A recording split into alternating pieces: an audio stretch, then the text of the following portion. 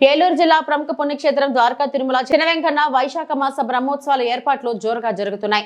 ఈ నెల 7 నుంచి 14 వరకు స్వామివారి బ్రహ్మోత్సవాలు నిర్వహించనున్నారు. 7న స్వామి అమ్మవార్లను పెండ్లి కొడుకు పెండ్ల కూతులుగా చేయడంతో ఉత్సవాలు ప్రారంభమవుతాయి. 11న స్వామివారి తిరు కళ్యాణ మహోత్సవం జరుగుతుంది. 12న ద్వారకా తిరుమల పురవీధులలో స్వామివారి రథోత్సవం జరుగుతుంది. 14న రాత్రి ద్వాదశ కోవెల ప్రదక్షిణలో స్వామివారి పవలింపు సేవతో ఉత్సవాలు ముగినున్నాయి. అలాగే ఉత్సవాల సమయంలో స్వామి అమ్మవార్లు వివిధ వాహనాలపై ద్వారకా తిరుమల పురవీధులలో విహరించనున్నారు. ఉత్సవాల సమయంలో ఆలయంలో జరిగే నిత్యార్జిత కళ్యాణాలు సేవలు రద్దు చేస్తున్నట్లు అధికారులు తెలిపారు.